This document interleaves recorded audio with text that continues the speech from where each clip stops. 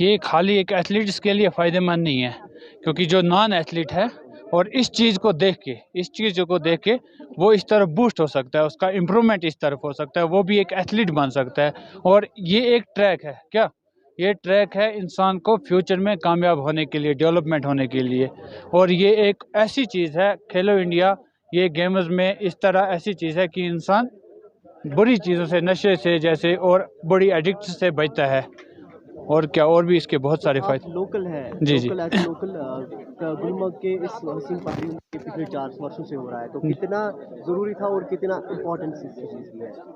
ये तो खासकर खाली गुलमर्ग के लिए नहीं, पूरे जम्मू के लिए बहुत ही ज़रूरी था।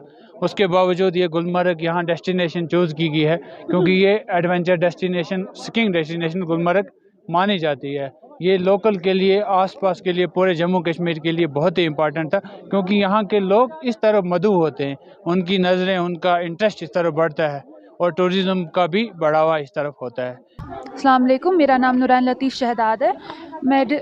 मैं श्रीनगर डिस्ट्रिक्ट से बिलोंग करती हूँ। मैं जेके टीम की पार्टिसिपेंट हूँ यहाँ पे। आज मैं यहाँ 4th एडिशन खेलो इंडिया में पार्टिसिपेट कर रही हूँ। सो इन्होंने यहाँ पे बहुत अच्छा इंतज़ाम रखा है, हमें बहुत ज़्यादा अच्छे से इन्होंने एकोमोडेट किया, बाकी सारी चीज़ें दी। मैं बहुत ज़्यादा खुश हूँ उस सब से। बट मेरी एक रिक्वेस्ट थी कि ये खेलो इंडिया को एसआरओ के अंडर लाएँ, क्योंकि जो इसकी सर्टिफिकेट्स होती है, जो भी मेडल्स हमें मिलते हैं, वो बाद में किसी काम के नहीं रहते हैं। सो मेरी ये रिक्वेस्ट थी, जैसे नेशनल्स एसआरओ के अंडर आता है तो बाद में हमें उसका बेनिफिट मिलता है, राइट? बट इसमें वैसा नहीं होता है, ये एक गेम है, बस ये हमें बोलते हैं ऐसे ही इसके चलाना है, क्योंकि इस गेम में ये भी नेशनल के ही बराबर है। इसमें हर स्टेट से पार्टिसिपेंट्स आते हैं और इसमें परफॉर्म करते हैं, राइट? तो ये नेशनल के ही बराबर है। सो मेरी ये रिक्वेस्ट है कि आप इसे एसआरओ के अंडर डालिए, ताकि हर एक पार्टिसिपेंट को उसका फ़ायदा मिल सके। पेशेंस और सब कुछ बहुत अच्छा है यहाँ पे, और एथलीट्स के लिए बहुत अच्छा चांस है यहाँ पे। और मैं खुद एथलीट हूँ, मैं अल्पाइन स्कीइंग में पार्टिसिपेट कर रही हूँ।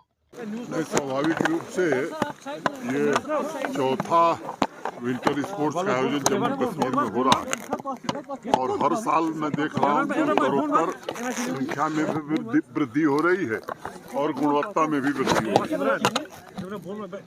लगभग मोटे तौर पर 1000 से ज़्यादा एथलीट्स और उनके कोचेज आए हैं देश भर से, और बेहतरीन इंतजाम हमारे स्पोर्ट्स काउंसिल ने और स्पोर्ट्स डिपार्टमेंट ने किया है। मैं भारत सरकार के खेल मंत्रालय का आभारी हूँ, जिन्होंने हर प्रकार की हमें सहायता की है। और आज स्पोर्ट्स इंफ्रास्ट्रक्चर के मामले में माननीय प्रधानमंत्री जी के कारण जम्मू कश्मीर ने अपना एक विशेष योगदान बनाया है। मैं बाहर से आए हुए सभी एथलीटों का हार्दिक स्वागत करता हूँ और उम्मीद करता हूँ कि ये 4 दिन पूरे देश की निगाह यहाँ होगी, और निश्चित रूप से हमारी मेहमान नवाजी जो है जम्मू कश्मीर को उसका लुत्फ भी लोग उठाएंगे। खेल राज्य मंत्री जी भी हैं, मैं इनसे चाहूँगा कि इतना बड़ा इवेंट है, कितना एक कल्चरल एक्सचेंज होता है, बाहर के मेहमान कश्मीर के लोगों को मिलते हैं, एक ह्यूमन जो ब्रदरहुड है जिसके लिए कश्मीर माना जाता है वो रिवाइव होता है। देखिए, पहली बात तो मैं ये कहना चाहूँगा कि देश भर से जिस तरह से इस बार एथलीट बढ़ चढ़ कर आए हैं, और उसके साथ साथ कश्मीर का जो यहाँ का जो प्रशासन है, जिस तरह से इसको सहयोग उन लोगों का जो जिस तरह से मिला है, मैं कहूँगा इस बार का जो खेलो इंडिया विंटर गेम्स है, उसका एक भव्य रूप यहाँ पर दिखाई दे रहा है। और उसके लिए जितना जम्मू कश्मीर की प्रशासन की प्रशंसा किया जाए वो कम है। और उसके साथ साथ मैं ये भी कहना चाहूँगा, आपको पता है कि माननीय प्रधानमंत्री जी का जो सपना है कि हमारे देश को कैसे एक स्पोर्टिंग नेशन बनाया जाए, और उसी कार्य को जिस तरह से माननीय अनुराग ठाकुर जी उनका निष्ठावान जो हाथों से वो शुभ कार्य संपन्न हो रहा है। और जम्मू कश्मीर में भी हम लोग देख रहे हैं कि माननीय जो एलजी साहब है वो भी अपना जिम्मेदार कंधों से ये संभाल रहे हैं। मैं जम्मू कश्मीर की जो स्पोर्ट्स अथॉरिटी है, जो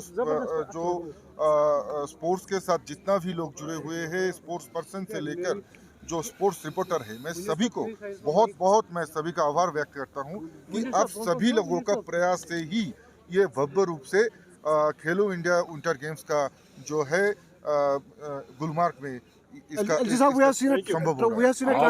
रहा है। आप लोगों का आभार सबसे ज्यादा। Sir, we have seen a transition post 2019 and we have seen a developmental drive on the ground. But there is still a lot of work to be done as far as sports infrastructure is concerned in the border districts. तो border districts के लिए आप क्या कर रहे हैं? मुझे लगता है कि जब विकास आगे बढ़ता है तो लोगों की अपेक्षाएं बढ़ती हैं।